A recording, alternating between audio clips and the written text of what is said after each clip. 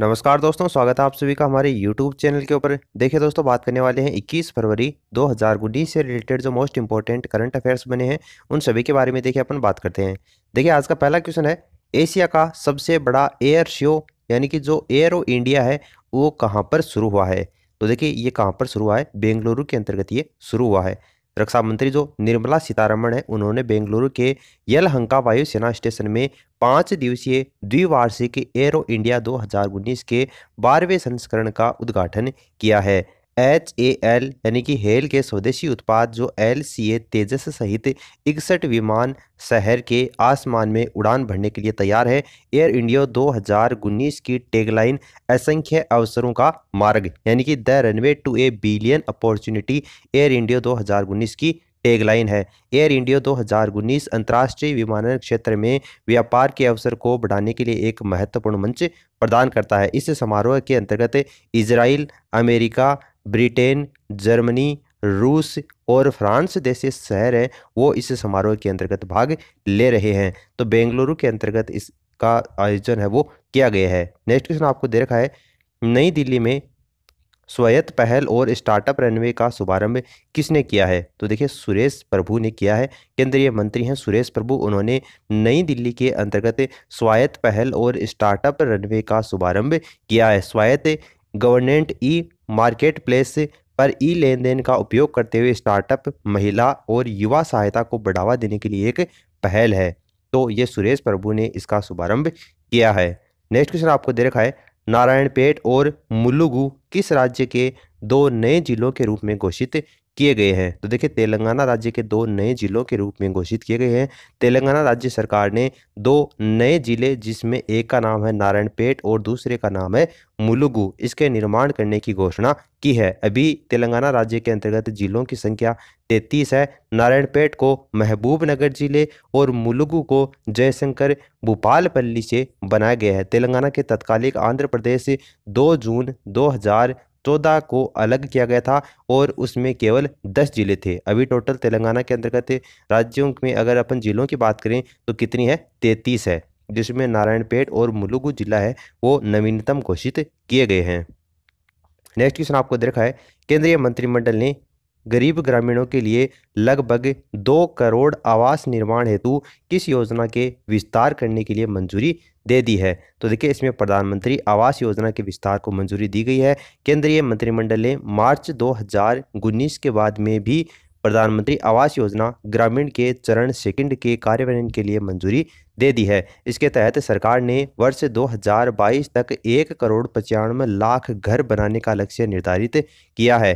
चरण सेकंड के अंतर्गत 76,500 करोड़ रुपए की वित्तीय सहायता से वर्ष 2019-20 तक 60 लाख आवासों के साथ में प्रधानमंत्री जो आवास योजना है उसके चरण फर्स्ट के मौजूदा मानदंडों के अनुसार जारी रहेंगी। तो ये प्रधानमंत्री आवास योजना है उसके विस्तार को मंजूरी केंद्रीय मंत्रिमंडल के द्वारा दी गई है। नेक्स्ट क्वेश्चन आपको दे रखा है, हिमाचल प्रदेश की विधानसभा ने किस भाषा को दूसरी आधिकारिक भाषा बनाने के लिए एक विधेयक पारित किया है। तो देखिए संस्कृत भाषा क्या होगा, इसका राइट आंसर होगा। अब देखिए इसको दूसरी भाषा बनाने के लिए विधेयक पारित किया है तो आपको पता होना चाहिए हिमाचल प्रदेश की विधानसभा के अंतर्गत पहली आधिकारिक भाषा कौन सी है। तो पहली आधिकारिक भाषा हिंदी है और दूसरी आधिकारिक भाषा संस्कृत को बनाने के लिए विधेयक पारित किया गया है। राज्य विधानसभा ने हिमाचल प्रदेश स्वास्थ्य विज्ञान विश्वविद्यालय का नाम अटल आयुर्विज्ञान और अनुसंधान विश्वविद्यालय हिमाचल प्रदेश करने के लिए संशोधन विधेयक 2019 भी पारित कर दिया है। और हिमाचल प्रदेश की विधानसभा ने संस्कृत को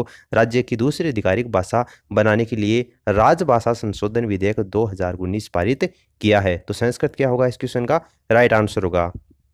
नेक्स्ट क्वेश्चन आपको दे रखा है, नई दिल्ली में अंतर्राष्ट्रीय सम्मेलन ENCO 2019 का उद्घाटन किसने किया। देखिए इसका उद्घाटन राष्ट्रपति रामनाथ कोविंद के द्वारा किया गया है। देखिए ENCO का मतलब है ऊर्जा और पर्यावरणीय चुनौतियां और अवसर।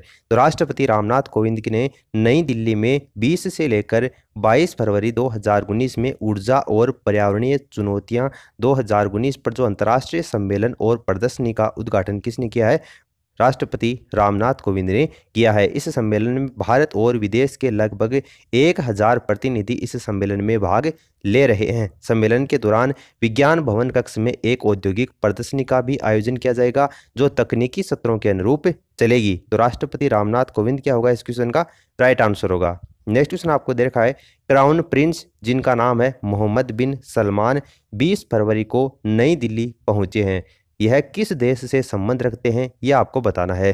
तो सऊदी अरब के क्राउन प्रिंस हैं ये, सऊदी अरब इसका राइट आंसर होगा। सऊदी अरब के क्राउन प्रिंस मोहम्मद बिन सलमान बिन अब्दुल अजीज अल सऊद इनका पूरा नाम है, और भारत की 2 दिवसीय आधिकारिक यात्रा के ऊपर भारत की राजधानी नई दिल्ली ये पहुंचे हैं। क्राउन प्रिंस एक उच्च स्तरीय प्रतिनिधिमंडल के साथ आए हैं जिसमें मंत्री, वरिष्ठ अधिकारी और प्रमुख सऊदी व्यवसायी भी इसके अंतर्गत शामिल हैं। भारत और सऊदी अरब ने पारस्परिक लाभकारी साझेदारी और लोगों के बीच में व्यापक संपर्क में ऐतिहासिक रूप से करीबी और मैत्रीपूर्ण संबंध कायम किए हैं। लगभग 7 मिलियन मजबूत और जीवंत भारतीय समुदाय समुद्री जो अरब है उसमें सबसे बड़े प्रवासी समूह का निर्माण करता है। तो सऊदी अरब से ये क्राउन प्रिंस मोहम्मद बिन सलमान ये संबंध रखते हैं। नेक्स्ट क्वेश्चन आपको दे रखा है, वार्षिक अंतर्राष्ट्रीय मरुस्थल महोत्सव कहाँ पर आयोजित हुआ है। तो देखिए, जो जम्मू कश्मीर का पुलवामा में जो सीआरपीएफ पे आतंकी हमला हुआ था उसमें ये खबर निकल कर सामने आ रही थी कि मरुस्थल में ये जो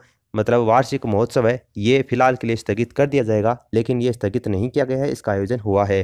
देखिए, वार्षिक अंतर्राष्ट्रीय मरुस्थल जो महोत्सव है वो कहाँ पर आयोजित किया गया है, जैसलमेर के अंतर्गत आयोजित किया गया है। 3 दिवसीय वार्षिक अंतर्राष्ट्रीय मरुस्थल महोत्सव जिसका 40वां आयोजन हुआ है। हजारों पर्यटकों ने रंगारंग कार्यक्रम के अंतर्गत भाग लिया है। यह महोत्सव मरुस्थल राज्य की समृद्ध सांस्कृतिक विरासत को प्रदर्शित करता है जो गढ़सीसर झील किले से एक रंगीन जुलूस के साथ में प्रारंभ होता है। इसमें मिस्टर डेजर्ट और मिस मूमल प्रतियोगिता, मूंछ प्रतियोगिता, पगड़ी बांधना, संगीत और सांस्कृतिक प्रदर्शन जैसे अन्य कार्यक्रम हैं वो भी इस अंतर्राष्ट्रीय मरुस्थल महोत्सव के अंतर्गत शामिल होते हैं जो कि वार्षिक रूप से आयोजित किया जाता है। तो ये जैसलमेर शहर के अंतर्गत आयोजित किया गया है।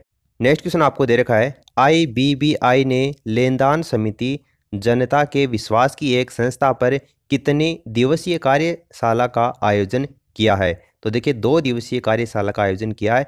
IBBI का मतलब क्या होता है, insolvency and bankruptcy board of India. तो insolvency and bankruptcy board of India IBBI की फुल फॉर्म होती है। मुंबई में लेनदार समिति जनता के विश्वास पर एक संस्था है और 2 दिवसीय जो कार्यशाला है उसका आयोजन हुआ है। यह कार्यशाला स्टेट बैंक ऑफ इंडिया और भारतीय कॉरपोरेट मामलों के संस्थान के साथ में संयुक्त रूप से आयोजित की गई है। तो 2 दिवसीय कार्यशाला का आयोजन किया गया है। नेक्स्ट क्वेश्चन आपको दे रखा है, विश्व सामाजिक न्याय दिवस कब मनाया जाए है। तो देखिए, विश्व सामाजिक न्याय दिवस 20 फरवरी को मनाया गया है। 20 फरवरी को संयुक्त राष्ट्र यानी UN के द्वारा विश्व सामाजिक न्याय दिवस वार्षिक रूप से 20 फरवरी को मनाया जाता है ताकि लोग यह देख सकें कि सामाजिक न्याय गरीबी उन्मूलन को किस प्रकार प्रभावित करता है। यह पूर्ण रोजगार और सामाजिक एकीकरण का समर्थन प्राप्त करने के लक्ष्य को भी केंद्रित करता है। 2019 में जो विश्व सामाजिक न्याय दिवस मनाया गया है इसका विषय रहा है,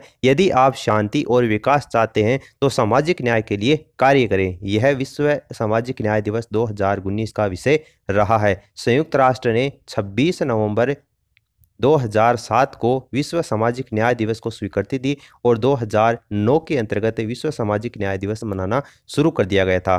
तो 20 फरवरी को ये मनाया गया है। नेक्स्ट क्वेश्चन आपको दे रखा है, प्रख्यात लेखक जिनका नाम है नामवर सिंह, इनका निधन हो चुका है। आपको बताना है कि कौन सी भाषा के ये प्रसिद्ध लेखक हैं। तो हिंदी भाषा के ये प्रसिद्ध लेखक हैं। ऑप्शन आपको जो सेकंड दे रखा है ये इसका राइट आंसर होगा। प्रसिद्ध हिंदी लेखक हैं प्रोफेसर नामवर सिंह। 92 वर्ष के अंतर्गत नई दिल्ली में अखिल भारतीय आयुर्विज्ञान संस्थान यानी कि जो एम्स है उसके अंतर्गत इनका निधन हो चुका है। नाम इनका है नामवर सिंह। JNU में भारतीय भाषा केंद्र के पहले अध्यक्ष रहे थे और दर्जनों कविताएं इन्होंने लिखी हैं। उन्होंने वर्ष 1971 के अंतर्गत कविता के नए प्रतिमान के लिए साहित्यिक समालोचना का साहित्य अकादमी पुरस्कार भी इन नामवर सिंह ने जीता है। तो ये हिंदी भाषा के प्रसिद्ध लेखक रह चुके हैं।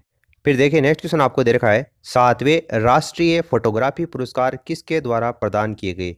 तो देखिए, ये किसके द्वारा प्रदान किए गए, केंद्रीय मंत्री कर्नल राज्यवर्धन सिंह राठौड़ के द्वारा प्रदान किए गए हैं। केंद्रीय मंत्री जो कर्नल राज्यवर्धन सिंह राठौड़ हैं, उन्होंने नई दिल्ली के अंतर्गत 7वें राष्ट्रीय फोटोग्राफी पुरस्कार प्रदान किए हैं। प्रोफेशनल श्रेणी का विषय रहा है महिला नेतृत्व विकास, यानी कि वोमेन लेड डेवलपमेंट, जबकि एमेच्योर श्रेणी का विषय रहा है भारतीय मेले और पर्व, यानी कि fairs and festival of India.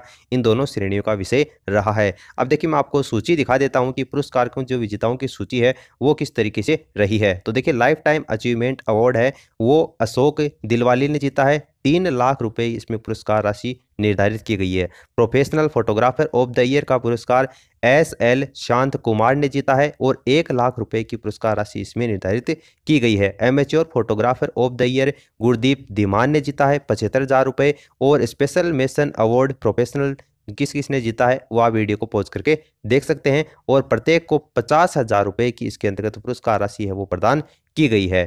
फिर देखिए अपन नेक्स्ट क्वेश्चन की बात करते हैं।